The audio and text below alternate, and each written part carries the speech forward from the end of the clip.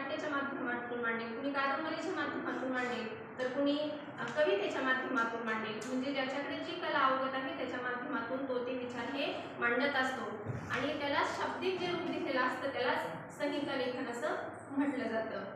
तर एक छोटीशी कथा आहे, परंतु त्याच्या आधी आपण प्रमुख पाहुणे आपले आमचे सहकारी आहेत. जिल्हा परिषद प्राथमिक शाळा शिंदेवाडा या ठिकाणी गाडेकर सर हे कार्यरत आहेत. सरांचा परिचय करून द्यायचा तर सरांचा परिचय हा खूप मोठा आहे. सर काव्यप्रेमी शिक्षक मंचाचे आजीवन सदस्य आहेत आणि काव्यप्रेमी शिक्षक मंच अंतर्गत गझल मंच जो आहे तो राज्याचे सर सहसचिव आहेत. सरांचे वेगवेगळ्या चारोळी संग्रह असतील, कविता संग्रह असतील हे प्रसिद्ध झालेले आहेत.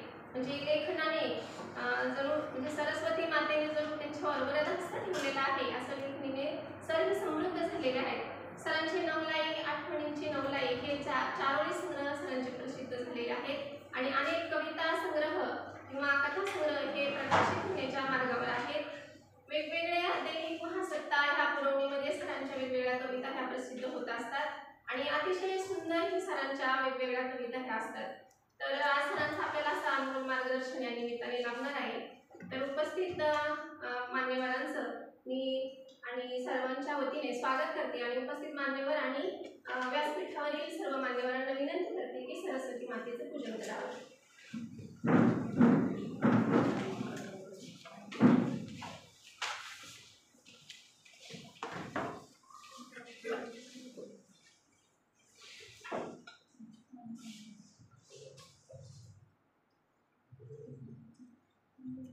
ज्ञानदायिनी विद्यादायिनी माता सरस्वतीची कृपादृष्टी असेल तर माणूस हा ज्ञानाने अनुभवाने हा नक्की समृद्ध होत असतो. म्हणून कार्यक्रमाच्या सुरुवातीला आपण माता सरस्वतीचं हे पूजन करत असतो. विद्येची देवता म्हणून आपण ज्यांना ओळखतो, ज्यांच्या विनेच्या सुमधुर अशा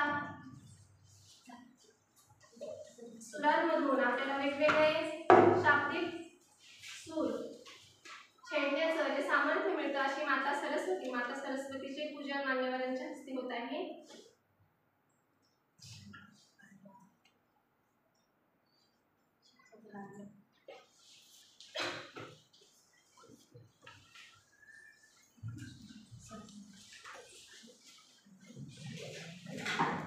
रविवारचा दिवस म्हणजे सुट्टीचा दिवस असतो आणि सर्व शिक्षकांना एकच हा रविवार हा सुट्टीचा मिळत असतो. सगळे आपली वैयक्तिक असेल बाकीची कामं करण्याचा हा दिवस असतो, परंतु तरी आपल्या व्यस्त जीवनशैलीतून सरांनी हा आजचा दिवस थोडासा त्याच्यातला वेळ आपल्यासाठी दिला आहे. त्यामुळे मी सर्वांचं मनपूर्वक असं आभारही मानते आहेच आणि या कार्यक्रमाच्या निमित्ताने आपण सरांचा छोटासा सत्कार घेऊया. आपल्या कॉलेजचे प्राचार्य माननीय बोरकर सर यांना मी विनंती करते की गाडेकर सर यांचा सन्मान करावा.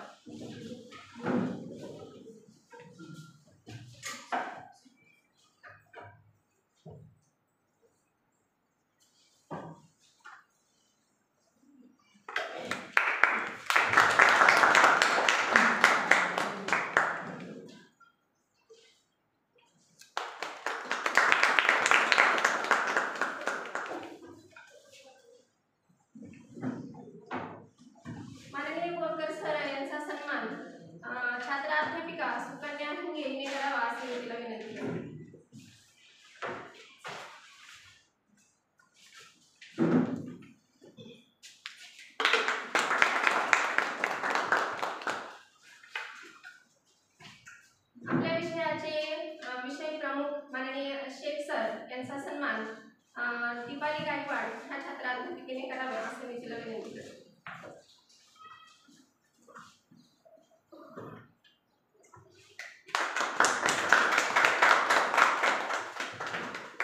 माननीय लोकने सरांचा सन्मान निकिता काळे यांनी करावा अशी मी तिला विनंती करते.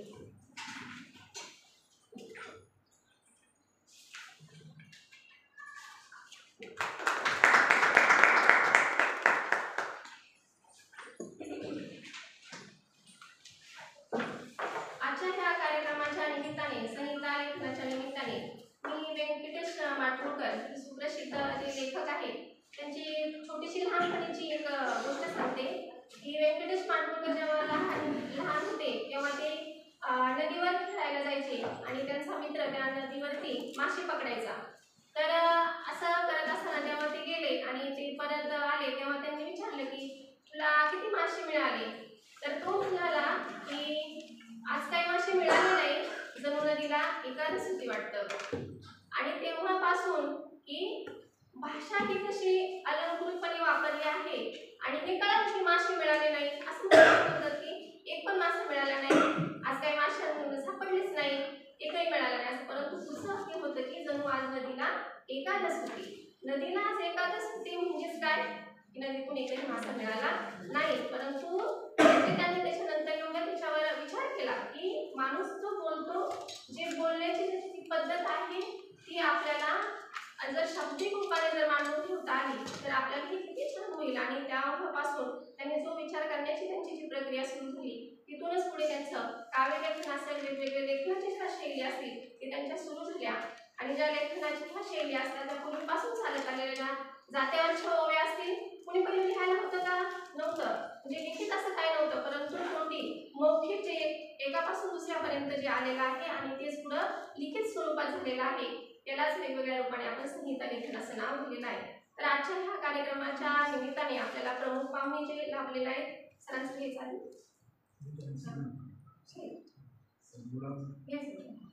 तर या निमित्ताने सरांचं मार्गदर्शन या ठिकाणी आता आपल्याला लाभणार आहे. मी सरांना विनंती करते की आपले अनुभव विचार आम्हाला ऐकून.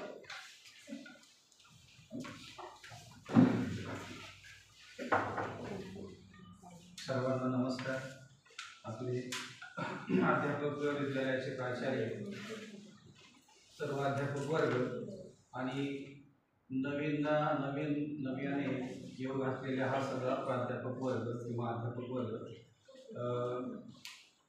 मॅडम मी आत्ताच माझा परिचय करून दिला. मी सामान्य शिक्षक आहे, मराठी शाळेला शिकवतो. फक्त एक आवड म्हणून अगदी DEDच्या कालखंडापासून आत्तापर्यंत चारोळीने सुरुवात केली. त्यावेळेस आमच्या वेळेस मी माझा चारोळी लेखन मी माझा म्हणून चंद्रशेखर गोखले यांचं मी माझा खूप प्रसिद्ध झालं होतं. आणि त्या वयामध्ये ते मनाला भावलं आणि मग कुठंतरी आपणही चारोळी करावी, कुठंतरी आपणही चंद्रशेखर गोखले यांसारखं लिहावं असं मनात वाटलं. आणि तेव्हापासून ते चारोळी लेखनापासून सुरुवात झाली. त्यानंतर CPEडला थोडंसं ॲडमिशन घेतलं. तिथल्या प्राचार्यांनी आम्हाला सांगितलं की तुम्ही जे CPEडमध्ये किंवा आमच्या CPEडचं एक शिबिर होतं, त्या शिबिरामध्ये 5 दिवसात तुम्ही जे जे काय केलं ते मला लिखित स्वरूपात पाहिजे. पण प्रत्येकाने दैनंदिनी जशी लिहावी तसं ते CPEडचं सगळी माहिती किंवा आपण काय काय अनुभव घेतले ते अनुभव आम्हाला लिखित स्वरूपात लिहायला सांगितले. आणि मग ती माझ्या लेखनाची सुरुवात होती की आपण घेतलेले अनुभव आपल्या लेखनाने कसे त्याला वेगवेगळी उदाहरण देऊ, कसं फुलवायचं, कसं सुंदर बनवायचं हे मी तिथून हळूहळू शिकत गेलो. तर थोडंसं आत्ताच मॅडमनी थोडी प्रस्तावना केली की व्यंकटेश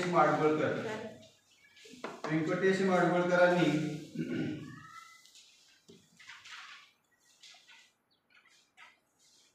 मराठी संहिता लेखनाबद्दल बरंच म्हणजे व्यंकटेश माडगुळकरांची एक जीवनातली त्यांनी घटना सांगितली की मासे पकडणारा एक माणूस असतो आणि त्याला त्यांनी प्रश्न विचारला की तुझा आज मासे मिळाले का?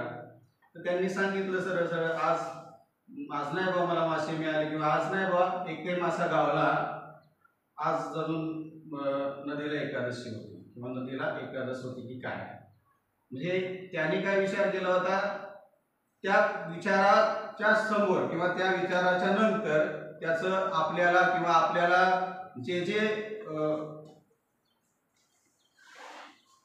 जे आपल्या मनामध्ये येतं जे मनात येतं त्या मनापासून किंवा त्या विचारांपासून आपलं लेखन चालू होतं. तर लेखक असा असला पाहिजे किंवा आपण लेखक आणि आपण सामान्य माणसं किंवा लेखक हा सुद्धा सामान्य माणूस असतो. सामान्य माणूस म्हणजे काय की सगळ्या प्रकारच्या त्याला भावना असतात, लेखकालाही सगळ्या प्रकारच्या भावना असतात. मग लेखक वेगळा कसा? तर लेखक याच्यामुळे वेगळा आहे की लेखक हा जगता जगता त्या घटनेबद्दल त्याचं ॲनालिसिस करतो. ॲनालिसिस केल्यानंतर ते कसं मांडायचं, कोणत्या शैलीमध्ये मांडायचं यावर विचार करतो आणि तो विचार त्याच्या पद्धतीने मग कादंबरीमध्ये असेल किंवा कथामध्ये असेल किंवा कवितेमध्ये असेल त्या पद्धतीने तो मांडत असतो. मग लेखनाची काही तंत्र त्यांनी सांगितलेली आहे पहा, की व्यक्तिशः एका व्यक्तीने लिहिलेली दुसऱ्या व्यक्तीपर्यंत पोहोचते. एका वेळी दुसऱ्या व्यक्तीपर्यंत एकाच व्यक्तीकडे पोहोचते. अशी एक तंत्र किंवा असं एक तंत्र. मग त्याच्यामध्ये कथा, कादंबरी किंवा कविता असेल. आणि दुसरं एक तंत्र असं आहे की एका व्यक्तीने लिहिली, मात्र पोहोचताना ती एका समुदायापर्यंत पोहोचली. एका व्यक्तीने लिहिली आणि दुसऱ्या समुदायाकडे पोहोचली. याचं छान उदाहरण असं सांगता येईल की चित्रपट किंवा नाटक. तो एकटा लिहिलेला असतो आणि त्याचं ते नाटक 1000 जण किंवा 500 जण एका वेळेस पाहत असतात. ते असं एक तंत्र. म्हणजे कादंबरी, कविता किंवा कथा लिहिण्याचं एक वेगळं तंत्र आणि चित्रपट, नाटक लिहिण्याचं एक वेगळं तंत्र असतं. तर एकट्याने एकट्याशी साधलेला संवाद म्हणजे कथा, कादंबरी. आणि विविध लेखकांनी, कारण पहा नाटकाला किंवा चित्रपटाला एक लेखक नसतोच. चित्रपट एकाच लेखकाने लिहिलेला असतो, परंतु तो चित्रपट तयार होताना ती जी कथा आहे ती वेगवेगळ्या लोकांकडे जाते. दिग्दर्शक अगोदर वाचतो, त्यानंतर अभिनेते सुद्धा वाचतात. अभिनेत्यांना ते वाचावं लागतं कारण त्यांना तो अभिनय करायचा असतो. किंवा मग जे पात्र बनवणार आहेत किंवा पात्र रंगवणार आहेत त्या पात्र रंगवणाऱ्या लोकांनी ते वाचणं गरजेचं आहे, कारण त्या पद्धतीचं त्यांना पात्र तयार करायचे असतात. तर अशा विविध लेखकांनी किंवा विविध लोकांनी वाचलेली ही नाटक किंवा चित्रपटाची संहिता असते. शब्दांमधून दृश्य साकार करण्याची ताकद ही कथा, कादंबरीकाराकडे असलीच पाहिजे. कथेमध्ये किंवा कादंबरीमध्ये शब्दांमधून दृश्य ठसवलं जातं किंवा आणलं जातं. शब्दांमधून दृश्य उभं केलं जातं.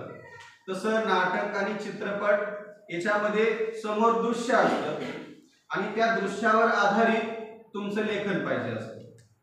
बरोबर? तर मग शब्दप्रधान आणि दृश्यप्रधान असे दोन प्रकार पडतात संहिता लेखनाचे. शब्दप्रधान आणि दृश्यप्रधान. शब्दप्रधान म्हणजे कादंबरी किंवा कथा किंवा कविता असेल. दृश्यप्रधान चित्रपट अथवा नाटक अशा पद्धतीने. आता मग शब्दांची ताकद ही लेखकाकडे असते, पण ती कोणत्या पद्धतीने तो त्या समोरच्याला ते शब्दांची ताकद कळून यावी म्हणून कोणत्या पद्धतीने त्याची मांडणी करतात ते एक सांगतो पहा, की शब्द दृश्य उभं करू शकतात समोर. कोणतेही दृश्य असू द्या. निसर्ग, कवी हे निसर्ग किंवा त्याच्या मांडणीतून त्याला दिसणारा निसर्ग कसा असतो हे तो अगदी हुबेहूब मांडू शकतो. त्यानंतर वातावरण निर्मिती करू शकतात शब्द. अंगावर काटा सुद्धा आणू शकतात शब्द. त्यानंतर शब्द तुमच्या मनात भीती निर्माण करू शकतात. शब्द तुमच्या मनात आनंद निर्माण करू शकतात. शब्द तुमच्या मनात कुतूहल निर्माण करू शकतात. की आपण प्रश्न निर्मितीकडे तुम्ही प्रश्न निर्मिती कशी करतात हे पण आपल्याला विद्यार्थ्यांच्या मनात कुतूहल निर्माण झालं की प्रश्न निर्मिती होते. बरोबर? तर त्या पद्धतीने मग कुतूहल निर्मिती शब्द हे करू शकतात. माणसाला प्रश्न पडतात हे सुद्धा शब्द हे प्रश्न निर्माण करू शकतात. शब्द तुमच्या मनात आश्चर्य, नवलाची भावना हे सुद्धा निर्माण करू शकतात. शब्द तुमच्या मनात राग निर्माण करू शकतात. एखाद्याबद्दल द्वेष निर्माण करू शकतात. शब्द तुम्हाला स्फूर्ती देऊ शकतात. शब्द तुम्हाला प्रेरणा देऊ शकतात. आता माझ्या लेखनाचा जी प्रेरणा होती, आपले सारोळेकर चंद्रशेखर गोखले, ती एक मला त्यावेळेस प्रेरणाच वाटली. त्यानंतर मग मी त्या काव्यप्रेमी शिक्षक मंचाला जोडलो गेलो. त्याच्यामध्ये अनेक गझलकार होते, अनेक चारोळीकार होते. त्यांच्या चारोळ्या थोड्याशा मला नाविन्यपूर्ण वाटायच्या. कालिदास चौडेकर म्हणून माझे मित्र आहेत, त्यांच्या गझल मला खूप आवडायच्या. आणि मग ते आता मी त्यावेळेस त्यांना विचारलंच नाही की तुम्ही सर गझल कशी लिहिता, त्याचं तंत्र काय. मी विचारत बसलो नाही, त्यांची वाचायची आणि त्यांच्यासारखं लिहायचा प्रयत्न करायचा. एकदा मी गझल लिहिली आणि त्याला नाव दिलं मस्त, कारण मला माझा इतका विश्वास होता, हा ठीक आहे त्यांच्यासारखे लिखाण हा मी करू शकतो. मग त्यांच्या पद्धतीने मी लिहित गेलो. लिहिल्यानंतर त्याला वरती असं नाव दिलं गझल, आणि खाली माझी कविता लिहिली आणि पोस्ट केली. पोस्ट केल्यावर एक नवापूरच्या एक गझलकार आहेत, त्या गझलकारांनी मला डायरेक्ट फोन केला, सर तुम्ही जी गझल नावाने पोस्ट केली आहे ना, ती गझल नाहीच आहे. म्हटलं कसं काय मॅडम, तुम्ही जसं लिहिता तसेच मी लिहिले. नाही म्हटले, त्या गझलचं तंत्र वेगळं आहे, तुम्ही प्रयत्न केलाय गझल लिहायचा पण ती गझल होत नाही, ती कविता होती. मग म्हटलं मला तंत्र सांग. ठीक आहे म्हटले, तंत्र असं एका फोनवर सांगता येत नाही. मी तुमच्या व्हॉट्सअपवर गझलचं तंत्र त्याच्याविषयी माहिती मी तुम्हाला पाठवते. त्याचा 8 दिवस तुम्ही अभ्यास करा आणि 8 दिवसांनी अभ्यास केल्यानंतर हळूहळू लिहायला सुरुवात करा. ही माझी गझल लेखनाची पहिली सुरुवातीची पायरी होती. तर अशा पद्धतीने शिकत, म्हणजे आपण म्हणतो ना, पाहिलं तसं उचललं आणि तसं मांडलं, तर त्याला तंत्र म्हणत नाही, त्याला थोडीशी हुशारी म्हणतात की कॉपी अँड पेस्ट. तर अशा पद्धतीने थोडं चुकत का होईना शिकायचं असतं आणि मी चुकतच शिकत गेलो. तर पुढचा प्रकार आहे की आपल्या मनातील कल्पना, आपल्या मनातील भावना ह्या आपण पेनाद्वारे वहीवर किंवा कागदावर उतरवणं किंवा मनातील भावनांचं प्रकटीकरण करणं म्हणजे लेखन. बरोबर.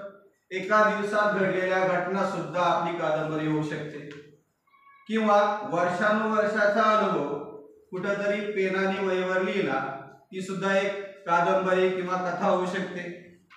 तुमचं म्हणणं तुम्ही किती विस्तारित लिहिता किंवा तुमचं लेखन काळावर सुद्धा अवलंबून असतं. तो काळ कोणता आहे, ते स्थळ कोणतं आहे हे सुद्धा महत्वाचं असतं.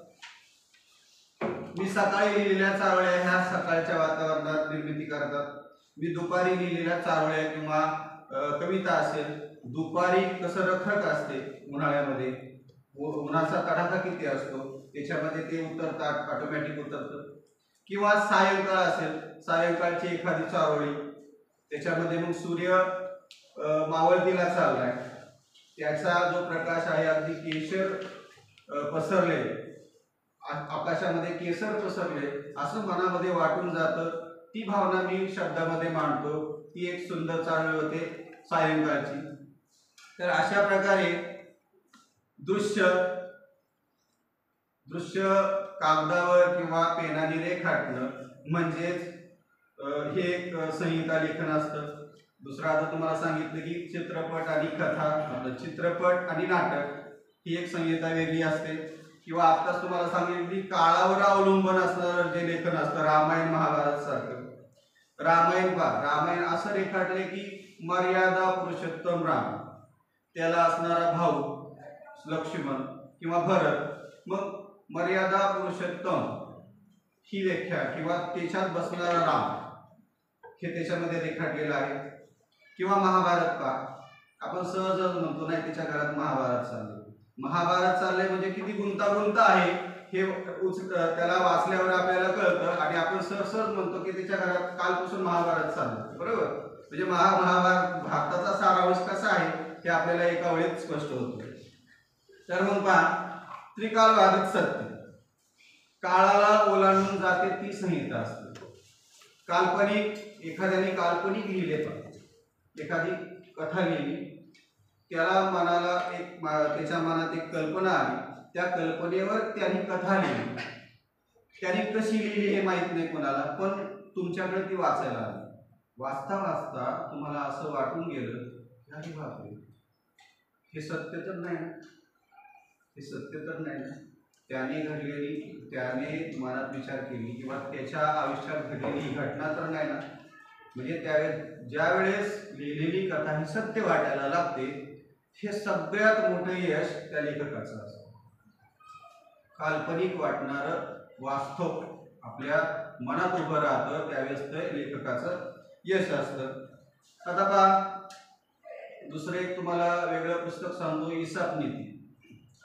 त्याच्यामध्ये प्राण्यांच्या, पक्ष्यांच्या आवाजात, म्हणजे प्राणी पक्षी बोलतात अशा पद्धतीच्या छोट्या छोट्या कथा आहेत. बरोबर, त्या कशासाठी आहेत की त्याच्यातून माणूस काहीतरी घेईल, त्याच्यामधून माणसाला वेगवेगळ्या, आपण काय म्हणतो त्याला, वेगवेगळी शिकवण मिळण्यासाठी, त्याचं मूल्य संस्कार त्याच्यामुळे होण्यासाठी ह्या हिसाब नीतीच्या गोष्टी आपण शाळेमध्ये वापरत असतो. तर ह्या शब्दसंहिता पहा, शब्दप्रधान संहिता एक असते आणि दृश्यप्रधान संहिता. शब्दप्रधान संहिता मी आता सांगितली की कादंबरी, कथा. दृश्यप्रधान संहिता म्हणजे चित्रपट आणि नाटक. तर मला एवढंच सांगायचे की नेमकं आपल्या मनात काय घडलं, नेमकं ते कसं आणि कोणत्या शब्दात मांडायचं, त्याची मांडणी कशी करायची, तुम्हाला त्याची कादंबरी तयार करायची की तुम्हाला त्याचं नाटक तयार करायचं की एखादी कविता तयार करायची, अशा पद्धतीने आपल्या म्हणण्यापासून त्याला सुरुवात होते. आपल्या मनात जे म्हणणं आले त्या म्हणण्याला मांडणे, त्या म्हणण्याला मांडणे आणि ते म्हणणं तुमच्यापर्यंत पोहोचवणे, ही असते मराठी लेखनाची संहिता. तर अशा प्रकारे पहा, काही उदाहरणं मी तुम्हाला देतो.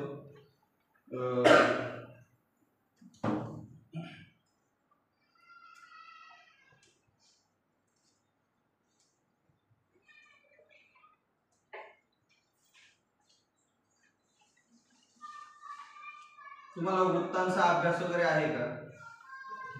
वृत्त कोणते? नाही, गझलची वृत्त नाही. त्याच्यात थोडक्यात त्याची माहिती थोडक्यात तुम्हाला सांगतो की गझलची वृत्त कशी असतात किंवा वृत्तामध्ये कशी लिहितात गझल, किंवा एक गण पाडतात, अक्षरांचे गण पाडतात आणि अक्षरांच्या गणामध्ये सुद्धा गझल लेखन होऊ शकतं.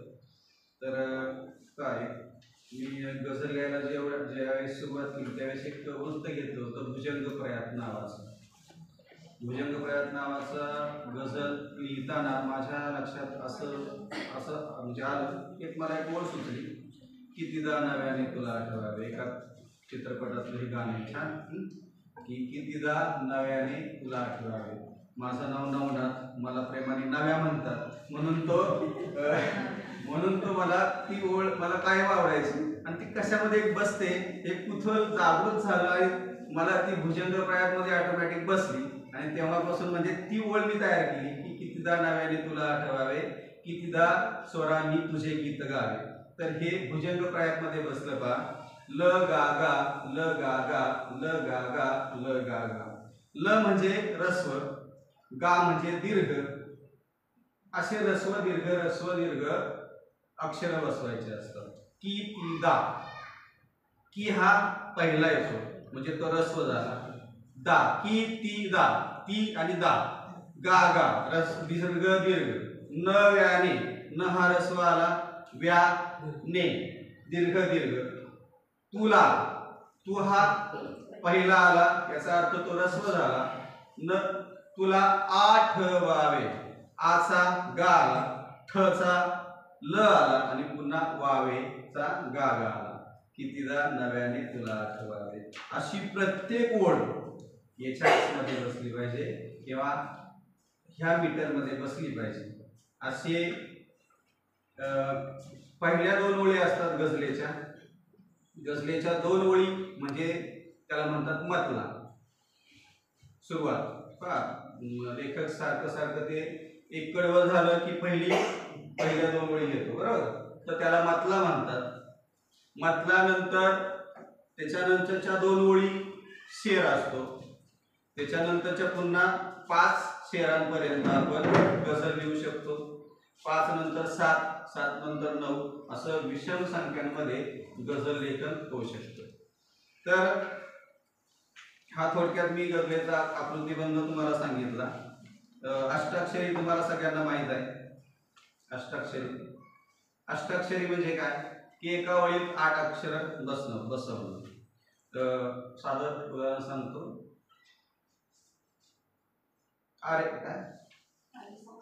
अरे संसार अरे 2 संसार अष्टाक्षरीचं हे उदाहरण आहे. किंवा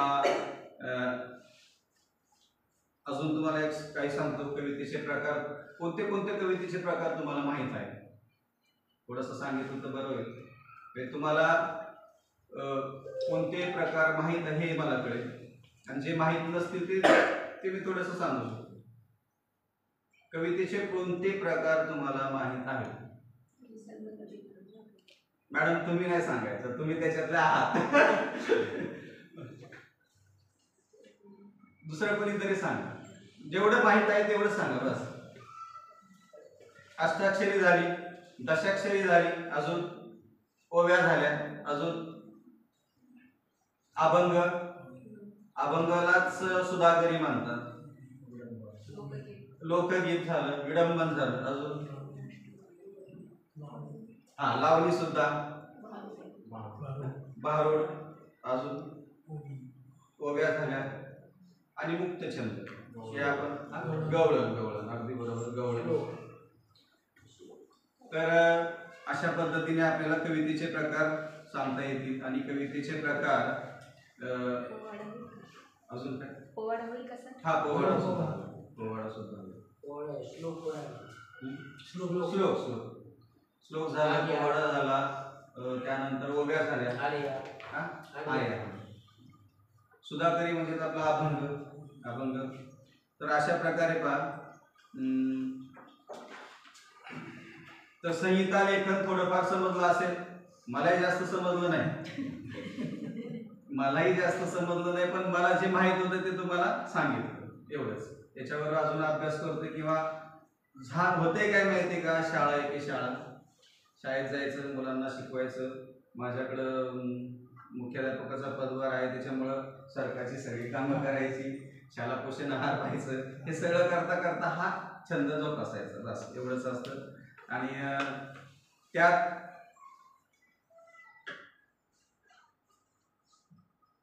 काही गझल तुमच्या समोर सादर केल्या तर चालेल.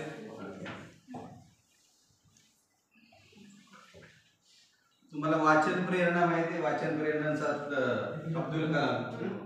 अब्दुल कलामांचा पहिला फर्स्ट कार्यक्रम आला ना आपल्याला, की वाचन प्रेरणा दिवस साजरा करा, सगळ्या मुलांना त्या दिवशी वाचायला लावा.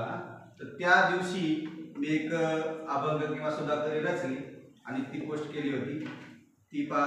असं आता तुम्हाला अभंग किंवा सुधाकरीचा एक मीटर सांगतो. तो मीटर असा असतो 6 6 6 4 अक्षर. 6 अक्षर वरती, म्हणजे 12 अक्षर वरती, 6 6 6 आणि 4 असं अभंगाचं एक टांजा ठरलेला असतो. तर रोज थोडेफार करावे वाचन. रोज थोडेफार 6 झाले, करावे वाचन 6. रोज थोडेफार करावे वाचन, त्यावर चिंतन 6 करूया. रोज थोडेफार करावे वाचन, त्यावर चिंतन करूया रे. ज्ञानाचा सागर ग्रंथ ग्रंथ पान, अमृताची खान शोधूया रे. वाचले वाचले थोरानी सान, वाचले वाचले थोरानी सान, हीच जरा जाण धरूया रे. असे एक प्रेरणा शब्द जो महान, जाणू त्याचे गुण उठूया रे.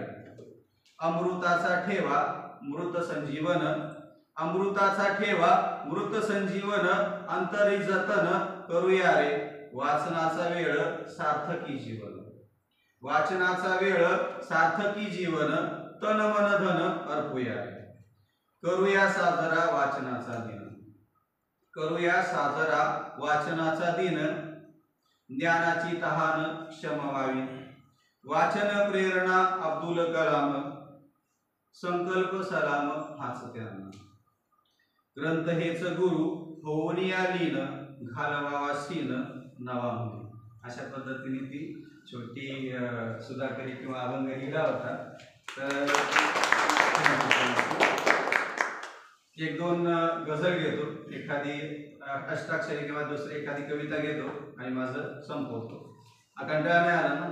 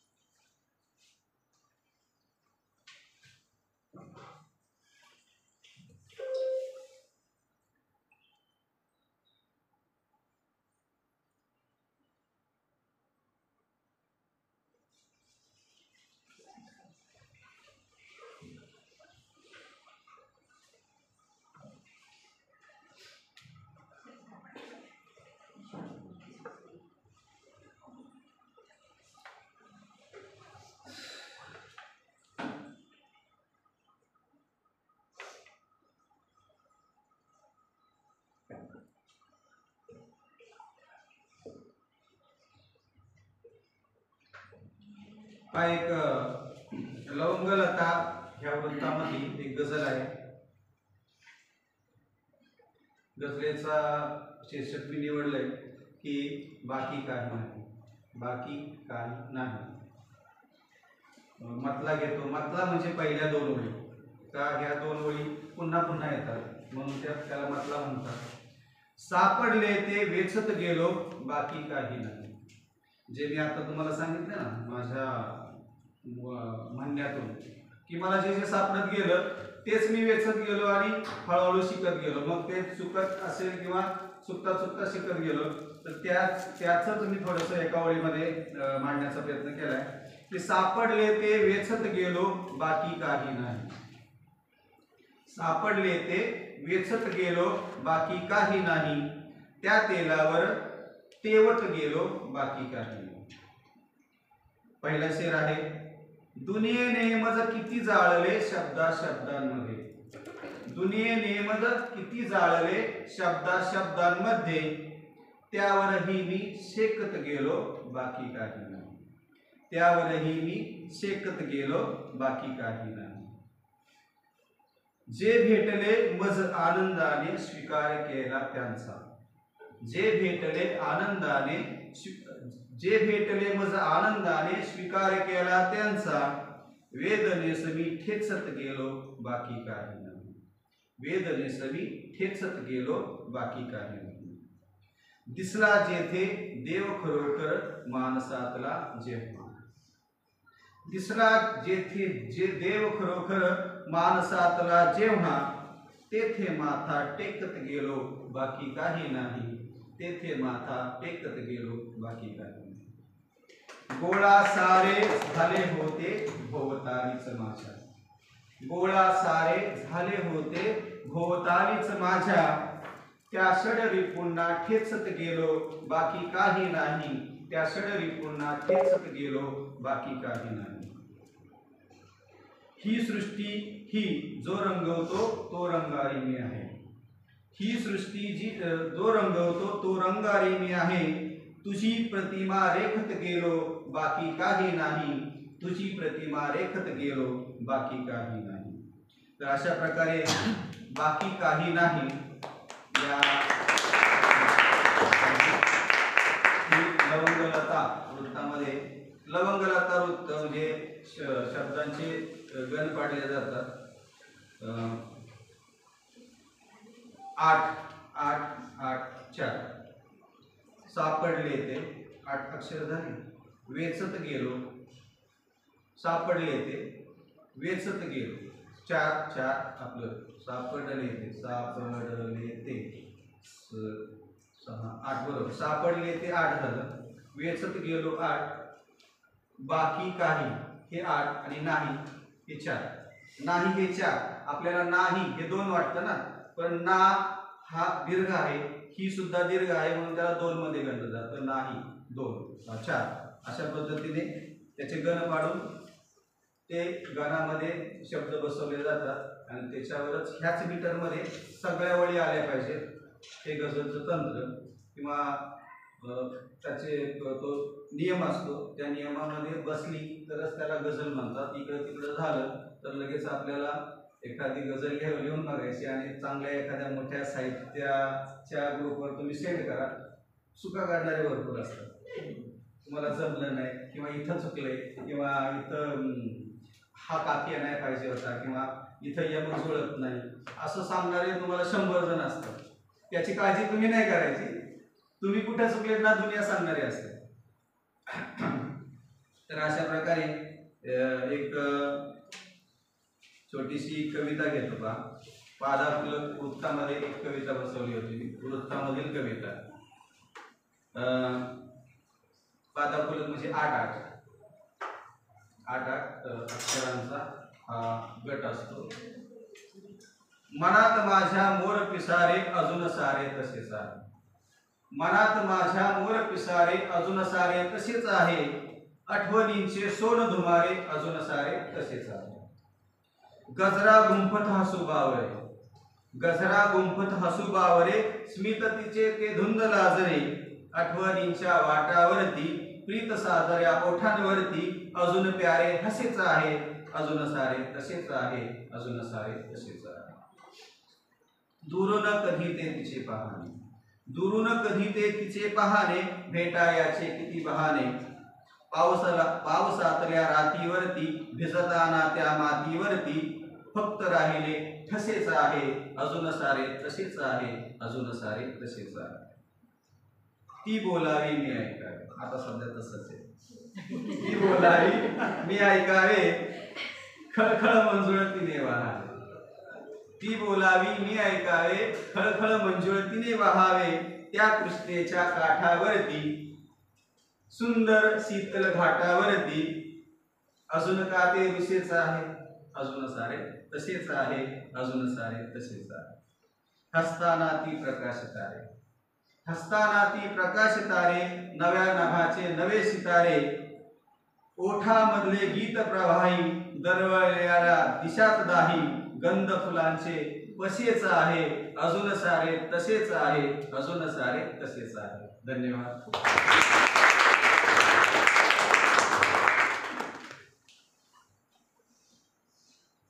एवढं बस.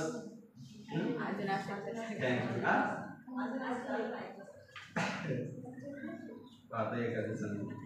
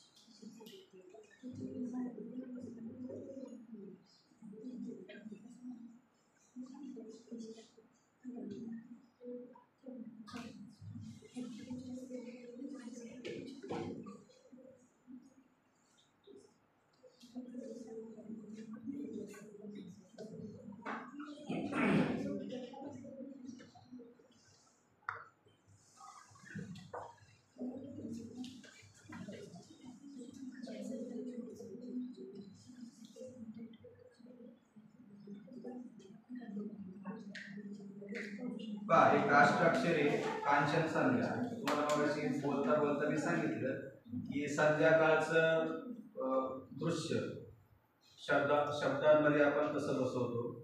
याचं एक छान उदाहरण पहा. सांज उधळून गेली लख कांचनाचा पसा. सोनच ओतून गेले तिथं. बरोबर. सांज उधळून गेली लख कांचनाचा पसा, जसा तेजाळ मधाळ तुझा मुखडा राजसा. जसा तेजाळ मधाळ तुझा मुखडा राजसा.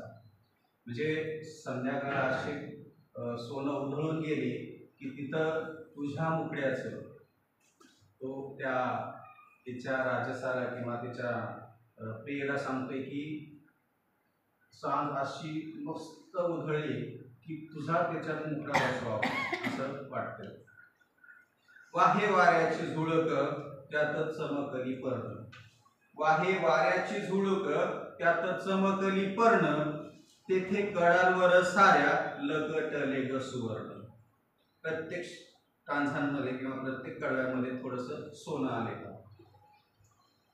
सांज डुबली क्षितिजी जेथे तोळा तोळा तोळा. सांज डुबली क्षितिजी जेथे तोळा तोळा तोळा, तेथे निसर्गाचा राजा भाषे कनकाचा बोला. तेथे निसर्गाचा राजा भाषे कनकाचा बोला. तिचे खसे करी पिसे, तिचे खसे करी पिसे, किरणात विखुरले. अंधारात जाता जाता सुवर्णात निखरले. अशी कांचन लिहून, अशी कांचन लिहून आली संध्या मधुराणी, आणि हळूच लोपली रजनीत गातगाणी. आणि हळूच लोपली रजनीत गातगाणी. धन्यवाद.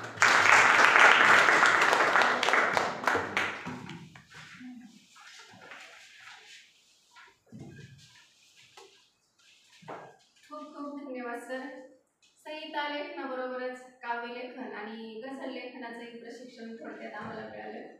आणि गझल लेखनामध्ये आज मी मागेच आहे, तर त्याच्यामध्ये तुम्हीच माझे गुरु होणार आहात. मी नक्कीच तुमच्याकडून ते ट्रेनिंग घेणार आहे. तर संहिता लेखनाचं सुंदर असं मार्गदर्शन सरांनी केलेलं आहे. यानंतर विद्यार्थी मनोगतामध्ये सर्वप्रथम आपलं मनोगत व्यक्त करते सुकन्या हिंगे.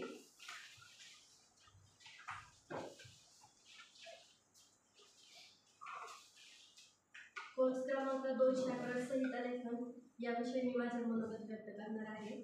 संहिता लेखन हे केवळ एक लेखन प्रक्रिया नसून ती एक सर्जनशील आणि विचार प्रवृत्त करणारी कला आहे. या प्रक्रियेमध्ये मला लेखन कौशल्य, भाषा संस्कृत करण्याची संधी मिळाली आणि विचारांना शब्दबद्ध करण्याचे तंत्र आत्मसात करता आले. संहिता रचनेच्या मूलभूत गोष्टी समजल्या, जसे की संकल्पना मांडणी, संवाद रचना, कथा उभारणी इत्यादी. शब्दसंपत्ती व वाक्यरचना सुधारण्याची संधी मिळाली. विविध भाषा शैली आणि शब्दप्रयोग वापरण्याचे महत्त्व समजले. स्वतःचे विचार प्रभावीपणे मांडण्याचा आत्मविश्वास वाढला. त्याचप्रमाणे कल्पनाशक्तींचा वापर करून चांगले लेखन करण्याची सवय लागली. संवाद कौशल्य विकसित झाले. संहिता माध्यमातून संवाद कसा प्रभावीपणे लिहावा ह्याचेही ज्ञान आत्मसात झाले.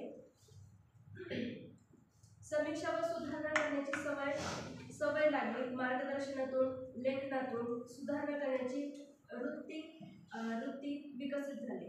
एवढं बोलून मी माझी मनोगत संपवते. धन्यवाद.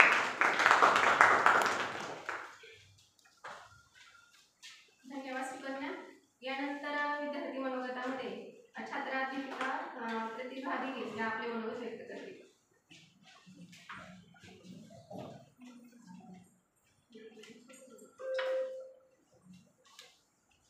आपल्या संहिता लेखन उपक्रमाला लाभलेले काव्यप्रेमी गझल मंच राज्य सहसचिव गाडेकर सर यांनी आपल्याला वेगवेगळ्या कविता, अभंग आणि गझल ऐकवल्या. खरंच खूप छान वाटलं. आपल्या भावनांना शब्दात व्यक्त करून त्यांना योग्य रीतीने गुंफणे ही एक कलाच आहे. त्या कलेचा संबंध माणसाच्या आचार, विचार, भावना आणि निसर्गाशी निगडीत असतो. निसर्गातील प्रत्येक गोष्टीमध्ये सौंदर्य बघणं आणि ते सौंदर्य बघून ते शब्दात उतरवणं हे सगळ्यांनाच जमत नाही. ही एक नैसर्गिक देणगीच असावी लागते, जी सरांना लाभलेली आहे. प्रत्येक शिक्षक हा कलाप्रेमी असावा आणि त्याच्यात वेगवेगळ्या कला असाव्या. ही कला आपल्याला जोपासताही आली पाहिजे, कारण आजच्या धकाधकीच्या जीवनामध्ये आपल्या शरीरावर, मनावर एक मानसिक आणि शारीरिक ताण येत असतो. आपण आपली जर कला जोपासली तर तो ताण कमी करण्यासाठी आपण त्याचा उपयोग करू शकतो. सरांनी सांगितलं की शब्दात खूप मोठी ताकद आहे. म्हणजे शब्द हसूही शकतात आणि रडूही शकतात. पण त्या शब्दातून दुसऱ्याला हसवणं आणि रडवणं प्रत्येकाला जमतच असं नाही. ते एका काव्यप्रेमीलाच जमतं, कारण त्यांच्यामध्ये निसर्गाकडे, व्यक्तीकडे आणि वस्तूकडे पाहण्याचा दृष्टिकोन हा वेगळा असतो. सरांनी आपल्याला खूप छान मार्गदर्शन केले. लेखन म्हणजे काय, ते कसे लिहावे, त्याचे प्रकार सांगितले. सरांनी जे एक सुंदर शब्दांकन केलं, लवंगलता वृत्तातील एक गझल सांगितली. सापडले ते वेचत गेलो, सापडले ते वेचत गेलो, बाकी काही नाही, त्या तेलावर तेवत गेलो, बाकी काही नाही. किती सुंदर शब्दांकन आहे. खरंच असे एक शब्दांकन आपण आपल्या जीवनामध्ये ऐकले पाहिजे. आपल्या मनावर होणारा जो धकाधकीच्या जीवनामध्ये जो काही ताण निर्माण होतो, असं काहीतरी ऐकून आपण नेहमी संगीतही ऐकतो, पण आपले जे मराठी जी संस्कृती आहे, हे जे ऐकतो हे खूप मागे पडत चालले. गझल, काव्य, म्हणजे खूप ह्या गोष्टी आपण फक्त आत्ताचे जे म्युझिक जे आहे, सॉंग्स ऐकतो. हे जर ऐकलं ना, खरंच मनावर खूप आपण म्हणतो जी चांगला एक परिणाम यामधून आपल्याला दिसून येईल. एवढं बोलून मी थांबते.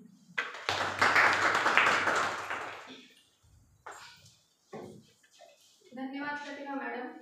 खरोखरच कला ही माणसाला नवीन जगण्याचे किंवा जीवनाला उभारी देण्याचे काम करत असते.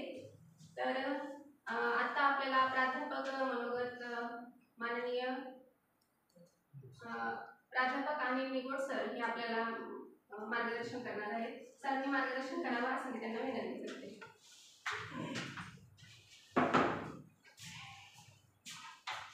आपल्या कोर्स 211 संहिता लेखन यासाठी आज आपल्याला प्रमुख पाहुणे नवनाथ गाडेकर सर या ठिकाणी उपस्थित आहेत आणि त्यांनी संहिता लेखनाची आपल्याला चांगल्या प्रकारे माहिती दिलेली आहे.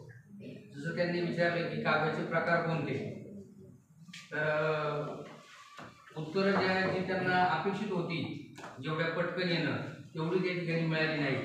याचं कारण असं आहे की साहित्य क्षेत्राकडे फार मोठ्या प्रमाणात दुर्लक्ष सध्या होत आहे.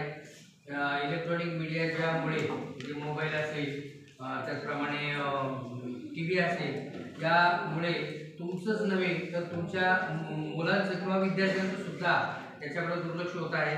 खरं म्हणजे साहित्य, जसं आता त्यांनी सांगितले की काव्याचे प्रकार, तसे काव्य आहे, गद्याचे प्रकार सुद्धा आहेत, गद्य लेखनाचे. त्याचप्रमाणे रचनेचे सुद्धा प्रकार आहेत, म्हणजे निबंध, पत्र, त्यानंतर मुद्द्यावरून गोष्ट, त्यानंतर गद्याचे पण प्रकार आहेत, कादंबरी, लघु कादंबरी, कथा, लघुकथा, तर मग नाट्यछटा, नाटक, हे सगळ्यांमध्ये आपल्याला त्या ठिकाणी रस निर्माण करण्याचं काम सरांनी या ठिकाणी केलं. त्यांनी अनेक वृत्त तुम्हाला सांगितली. त्याचप्रमाणे त्यांनी लघु गुरुक्रम जो आहे तो सांगितला. ना दीर्घ आहे म्हणून त्याला 2 आकडे मोजायचे. आता हे 2 आकडे म्हणजे काय, हा थोडासा सर्च घ्या, शोध घ्या. एखादं पुस्तक, आपलं व्याकरणाचं पुस्तक घ्या, मोरावाळींचं पुस्तक घ्या, त्याच्यामध्ये तुम्हाला अलंकार आहेत, वृत्त आहेत, छंद आहेत. आणि मग लघु गुरुक्रम म्हणजे काय, गण म्हणजे गण हा सुद्धा शब्द त्यांच्यामध्ये आला होता. बऱ्याच वर्षांनी कदाचित तुम्ही तो शब्द ऐकला असण्याची शक्यता आहे. म्हणजे मला तर वाटतं की 10वी नंतर तुम्ही पहिल्यांदा तो गण शब्द ऐकला असेल, लघु गुरुक्रम ऐकला असेल, ह्रस्व दीर्घ ऐकला असेल. तर काय होतं की आपण ह्या सगळ्या गोष्टी करतो, ठीक आहे, तुम्हाला ड्युटी करायची, तुम्हाला कॉलेज करायचे, तुम्हाला अभ्यास करायचा आहे, पण त्याच्याबरोबरच साहित्याची आवड तुम्ही जोपासा. सरांनी इतके छान शब्दात तुम्हाला अगदी मधुर अशा शब्दांसहित या ठिकाणी गझल ऐकवली, कविता ऐकवली. निदान याच्यातून तुम्ही प्रेरणा घेऊन हे पाहून एखादी तरी कविता तुमच्या मनाला वाटेल अशा सुंदर शब्दांमध्ये तुम्ही कराल अशी अपेक्षा ठेवूया. आणि तुम्हाला सरांना पण धन्यवाद देतो आणि थांबतो. जय हिंद, जय महाराष्ट्र.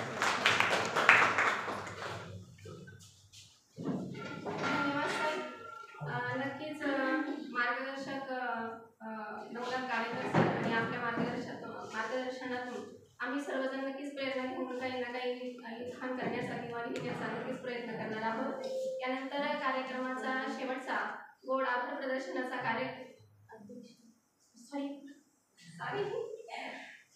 यानंतर अध्यक्ष भाषण होईल. आपल्या कॉलेजचे प्राचार्य माननीय मोरकर सर यांनी अध्यक्ष भाषण करावं असं मी त्यांना विनंती करते.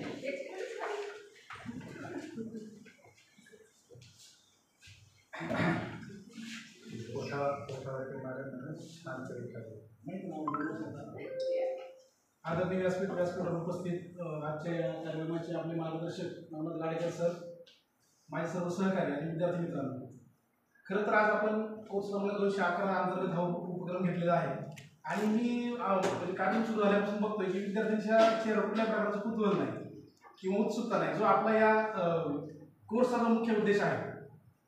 म्हणजे कदाचित विद्यार्थ्यांना असं वाटतंय की उपस्थित राहायचं, फोटो काढायचे, फाईल लिहायची, फोटो लावायचा आणि फाईल जमा करायची, एवढ्या पुरता हा उपक्रम मर्यादित नाही. तर हे उपक्रम आपण काय घेतोय, तुम्ही बघितलं असं व्यक्तिमत्व विकास झालं किंवा वेगवेगळे उपक्रम आपण 211 अंतर्गत 210 अंतर्गत घेत आहोत. याचा मुख्य उद्देश काय आहे?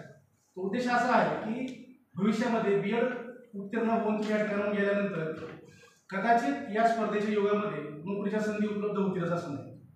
म्हणून तुमच्यामध्ये ज्या काही वेगवेगळ्या कला आहेत, वेगवेगळे गुण आहेत, त्या गुणांचा विकास होऊन त्यांना चालना मिळावी आणि ते गुण तुमच्याकडून व्यक्त व्हावे म्हणून खरं तर आपण या उपक्रमाचं आयोजन करत असतो. आता नेमकं संहिता लेखन याबद्दल सरांनी तुम्हाला चांगलं मार्गदर्शन केलेलं आहे, तर मी तुम्हाला काही जास्त सांगणार नाही. परंतु आज जर आपण पाहिलं, तुम्ही सोनी मराठी वाहिनीवर हास्यजत्रा, महाराष्ट्रीय हास्यजत्रा हा कार्यक्रम बघत असाल. वेटलावड निर्मिती संस्थेतर्फे हा कार्यक्रम घेतला जातो. सचिन मुंडे आणि सचिन गोस्वामी हे दोन सचिन त्या प्रसंगांचं लेखन करत असतात, त्याची ते संहिता लिहित असतात आणि तो प्रसंग कसा सादर करायचा हे वेगवेगळे कलाकार त्या रंगमंचावर सादर करत असतात. तुम्ही बघितलं असेल, कदाचित आपण ते वाचून आपण हसणार नाही, पण ते लोक जे काही अभिनय करतात, जे काही विनोद करतात, ते विनोद आपण खळखळून हसत असतो. आता संहिता लेखन जे आहे ते संहिता लेखन गरजेचं का आहे, तर भविष्यामध्ये जसं कुणीतरी आता सांगितलं की शिक्षक हा कलाकार असला पाहिजे, शिक्षकाला नाचता आलं पाहिजे, शिक्षकाला गाता आलं पाहिजे, शिक्षकाला वाचता आलं पाहिजे, शिक्षकाला हसवता आलं पाहिजे, शिक्षकाला रडवता आलं पाहिजे. या सर्व गोष्टी करत असताना एक या समाजाचा जबाबदार घटक म्हणून आपण वेगवेगळ्या जे काही गुण आहेत त्या बाबतीत आपण रुजवले पाहिजे. आता आपल्या नारायणगाव एस टी आगारामध्ये माझे मित्र आहेत, रिटायर झाले आता, गेल्या वर्षी जूनमध्ये, संजय शेळके त्यांचं नाव. तर जात्यात माझ्या आपली त्यांची ओळख, मी आपलं गेलो, ते बिचाराचा ॲक्सिडेंट झाला होता आणि म्हणून तर ते बुकिंगला असायचे, तिथं गेलं तरी गेल्यावरती काहीतरी लिहित असायचे सारखे. म्हणून सुट्टेपोटी मी त्यांना म्हटलं, बापू तुम्ही काय लिहित आहे? ते म्हणजे मला आवड आहे लिहायची, ते लिखाण करत असायचे. आणि लिखाण करता करता त्यांनी एवढं साहित्य लेखन केलं की त्यांचं लेखन अक्षरशः भारावून टाकणार आहे. म्हणजे जर आपण वाचलं तर हसतो पण, आपण रडतो पण. आणि सहज मी त्यांना बोलून गेलो, बाबा तुम्ही चित्रपट करा, त्यांना चित्रपट तुम्ही तयार करा.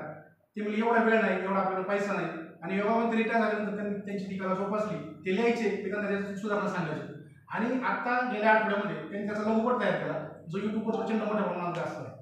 हे सांगायचा उद्देश काय की एवढ्या वयानंतर तुम्ही कदाचित आता एक नवीन चित्रपट आलाय बघा, हेमंत ढोबळे त्याचे निर्माते दिग्दर्शक आहेत, फर्स्ट क्लास दाभाडे काहीतरी, अतिशय ग्रामीण भागातला हा माणूस, आणि त्यांनी सगळे ग्रामीण भागातले कलाकार घेऊन हा चित्रपट निर्मिती केलेला आहे. आपल्या फर्स्ट इयरची विद्यार्थी आहे, ती सुद्धा त्या चित्रपटात काम करते. आमच्या ओतूरचा प्रणित डुंगरे नावाचा एक मुलगा आहे, तो सुद्धा त्या चित्रपटात काम करतोय.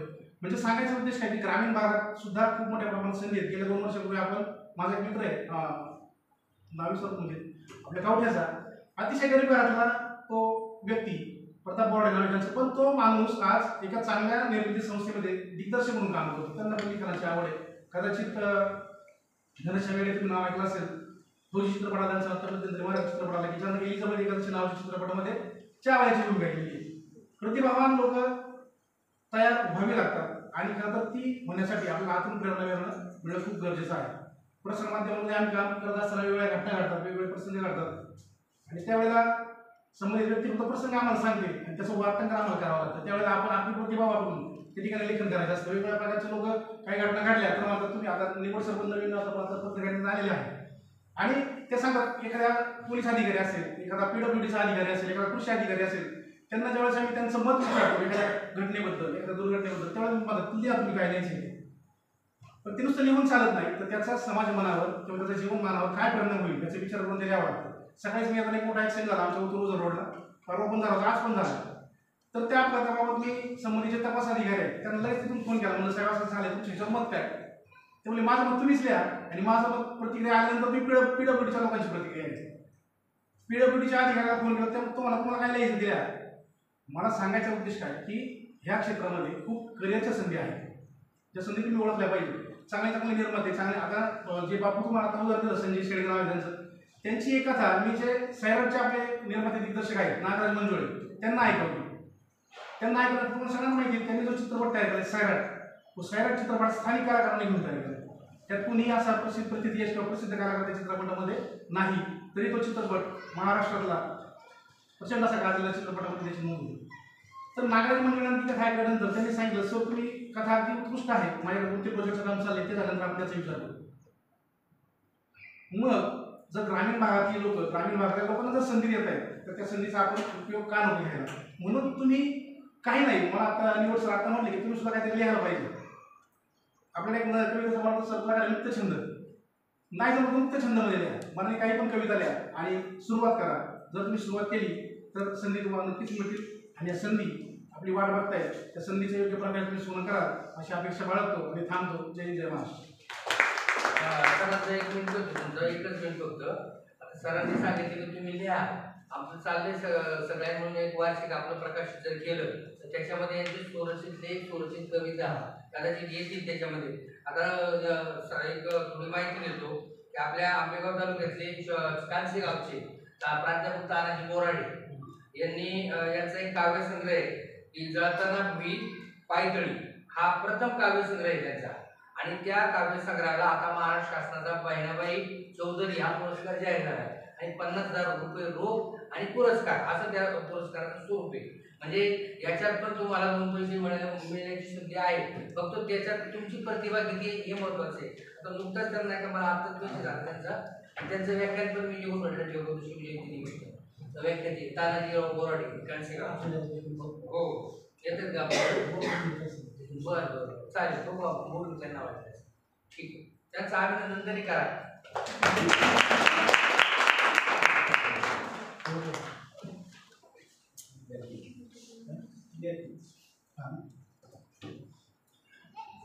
आताच बोरकर सरांनी आपल्याला सांगितलं की भविष्य काळातल्या ज्या काही करिअरच्या वाटा आहेत त्या आपल्याला एक भावी शिक्षक म्हणून जर आपल्याला यशस्वी होता नाही आलं तरी एक प्रभावी लेखक, कवयित्री असंही आपण आपल्या भविष्यकाळामध्ये नक्कीच होऊ शकतो आणि आपला भविष्यकाळ हा उज्ज्वल करू शकतो. तर आता सरांनी कविता ऐकवल्या, तर आता मला सुद्धा इच्छा आहे की माझी छोटीशी कविता तुम्हाला ऐकवते. कवितेचं नाव आहे विठ्ठल. ही माझ्या लहान मुलांवर आधारित, माझ्या शाळेतल्या मुलांवरती. ही जेव्हा आषाढी एकादशी येते, कार्तिक एकादशी येते, तेव्हा निश्चितच आपल्याला प्रत्येकाला वाटतं की आपणही त्या वारकऱ्यांच्या समुदायात जावं आणि मस्त वारीचा आनंद घ्यावा. परंतु एवढे दिवस काही आपल्याला रजा मिळणं शक्य नसतं, परंतु त्याच वारीचा आनंद आपण कसा घ्यायचा तर मी माझ्या कवितेमध्ये मांडलेला आहे. निखळ हसणाऱ्या डोळ्यात पाहिला मी विठ्ठल, खळखळणाऱ्या हास्यामध्ये पाहिला मी विठ्ठल. निखळ हसणाऱ्या डोळ्यात पाहिला मी विठ्ठल, खळखळणाऱ्या हास्यामध्ये पाहिला मी विठ्ठल. श्रीकाराच्या पाठीवरती लिहिला मी विठ्ठल, बोबड्या बोलांमध्ये वदविला मी विठ्ठल. कर्म हाच हरिपाठ मानून भजविला मी विठ्ठल, कर्म हाच हरिपाठ मानून भजविला मी विठ्ठल. तुझ्या कांतीसम फळ्यावरती शुभ्र टिळ्यासम गिरविला मी विठ्ठल. तुझ्या दिंडीचा सोहळा पाहिला मी शाळेत, तुझ्या दिंडीचा सोहळा पाहिला मी शाळेत. भान हरकुल तल्लीन झाले तुझ्या अभंगात, चिमुकल्यांच्या सुरांमध्ये पाहिला मी विठ्ठल. तुझ्या दर्शनाची आस पुरविली मी वर्गात, तुझ्या दर्शनाची आस पुरविली मी वर्गात. निस्वार्थी मनामध्ये पाहिला मी विठ्ठल. हे फार महत्वाचं आहे, निस्वार्थीपणा. आणि ते फक्त सापडतं आपल्याला 4थी पर्यंतचे जे बालचमू आहेत, बस तिथंच फक्त निरागसता आणि निस्वार्थ भाव. अविरत घडो सेवा हीच आस मनाची, अविरत घडो सेवा हीच आस मनाची. पूर्ण हो ही वारी विठ्ठला इच्छा मनाची, पूर्ण हो ही वारी विठ्ठला इच्छा मनाची. ही वारी कोणती तर अध्यापन आणि अध्ययनाची. त्यानंतर कार्यक्रमाचा गोड शेवट करण्यासाठी, आभार प्रदर्शन करण्यासाठी मी छात्राध्यापिका दीपाली गायकवाडीला निमंत्रित करते.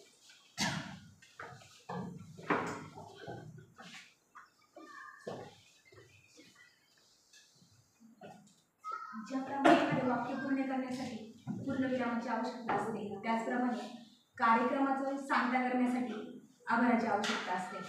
तर आजच्या कार्यक्रमासाठी आपल्याला लाभलेले प्रमुख पाहुणे श्री नवनाथ गाडेकर सर यांचे मी मनापासून आभार मानते. त्याचप्रमाणे आपल्या कॉलेजचे प्राचार्य बोरकर सर यांचेही मी मनापासून आभार मानते. त्याचप्रमाणे आपल्या कॉलेजचे प्राध्यापक Nivad sir, Shaikh sir, Dhokne sir यांचेही मी मनापासून आभार मानते आणि आपले सगळे छात्र यांचे मी मनापासून आभार मानते. आणि आजचा कार्यक्रम अध्यक्षांच्या वतीने संपला अशी मी